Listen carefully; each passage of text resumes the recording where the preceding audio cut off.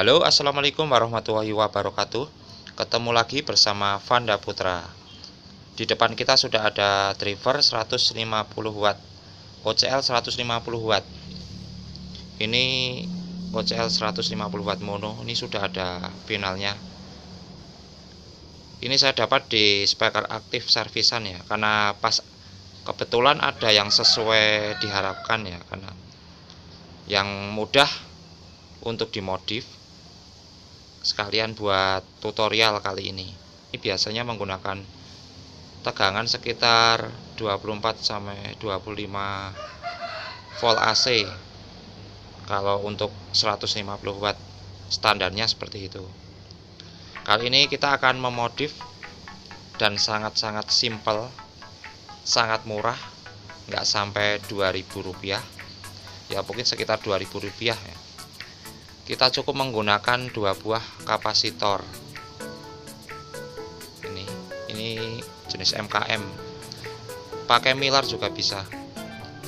Dan 1 buah elko atau kapasitor elektrolit.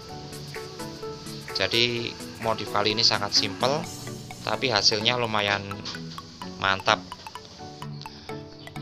Modif kali ini kita nanti akan menggunakan tegangan sekitar 32 volt AC CT dari trafo, dan apa saja yang nanti yang diganti itu sangat mudah. Ini jadi lebih mudahnya kita menggunakan driver mono daripada yang stereo, karena ini supaya mudah dipahami. Yang pertama nanti kita ganti kapasitor 100 NF, kapasitor 100 NF letaknya ini yang 100 NF. Nanti gantinya dengan kapasitor yang ini yang 22 NF nih. Yang 100 nanti diganti pakai 22 NF. Ini khusus untuk OCL 150 watt. Ini fungsinya nanti untuk menyaring sinyal infrabass yang tak terdengar dan suka mengganggu atau menggetar-getarkan daun speaker. Nanti ini biasanya kalau pakai standar kayak gini di speaker itu ada sering getar tapi tidak ada bunyinya. Nanti kita bisa dihilangkan pakai ini. Jadi bagian inputnya ini kapasitor input 100 NF kita ganti dengan 22 NF. Terus yang kedua kita ganti elko atau kapasitor elektrolit yang tengah bawah ini ya. Ini kan elko tengah, keduanya tengah, tapi ini atas, ini yang bawah. Jadi yang kita ganti yang ini, atau biasa disebut elko resonansi atau elko resonator. Ini kan ukurannya 47 mikro 50 volt. Nanti kita ganti dengan yang lebih kecil juga. Ini 22 mikro 50 volt juga. Mau 50 atau 100 volt juga boleh. Ini nanti dilepas, ini kita ganti ini. Jadi fungsi yang kedua mengganti elko resonansi ini sama dengan yang pertama, yaitu membantu menaikkan hentakan sinyal bass. Jadi nanti hentakan bassnya lebih terasa, lebih mantap lagi dari yang standarnya. Ini cocok untuk semua nada bass ya. Jadi kedua poin ini itu fungsinya sama, berfungsi untuk menjaga daun speaker dari guncangan bass yang berlebihan tanpa mengurangi produksi suara.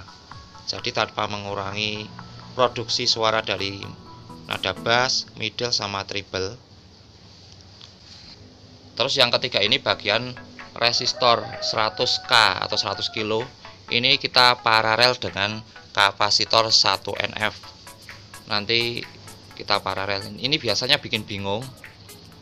Kadang nggak tahu cara memparalel. Paralel itu kita cukup gabung di antar kaki kanan kiri. Kita tempel di sini, terus kita solder di sini. Bisa di sini juga bisa di bawah. Ini resistor terhubung antara input sama ground. Jadi nanti kita solder di sini. Yang ketiga ini sangat penting untuk kestabilan sinyal atau mengurangi noise yang mungkin masuk, sehingga mengurangi tingkat mengurangi tingkat kerusakan speaker atau tweeter, dan sebagai limiter sehingga output lebih powerful.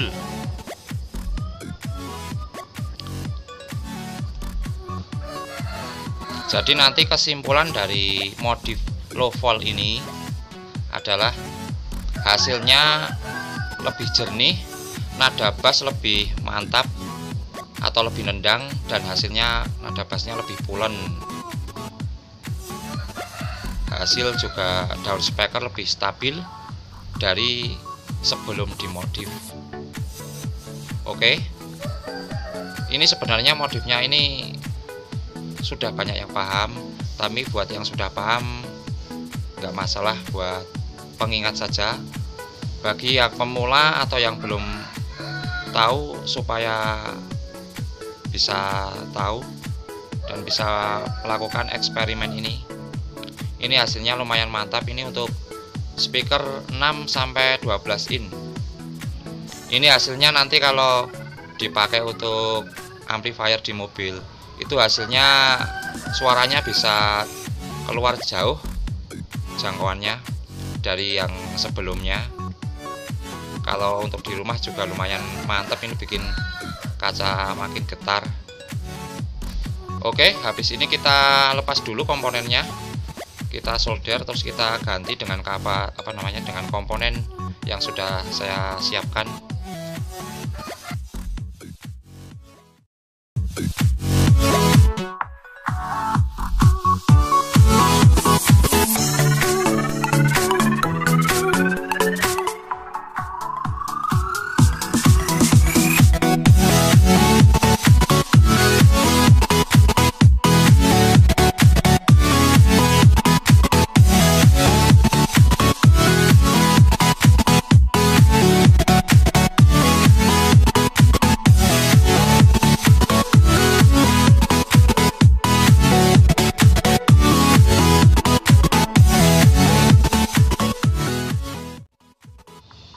Nah, ini hasilnya setelah dimodif.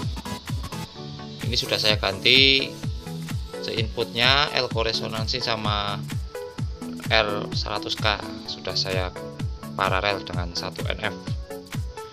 Ini saran saya, kalau bagi yang pemula untuk modif kayak gini, sebaiknya ini posisi udah siap bunyi, tapi pakai PSU yang kecil saja, 12 volt. Terus nanti setiap ganti komponen satu persatu, ini nanti dicoba dites. Setelah ganti yang inputnya, setelah kita lepas dan kita pasang, sebaiknya kita tes dulu. Setelah bunyi, kita lepas lagi yang kedua, terus kita pasang lagi, kita tes dulu, terus yang ketiga, begitu seterusnya.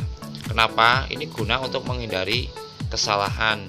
Terkadang setelah kita ganti semua kok nggak bunyi, ternyata ada salah satu komponen yang rusak atau jalur yang nggak nempel, kan kita nggak tahu.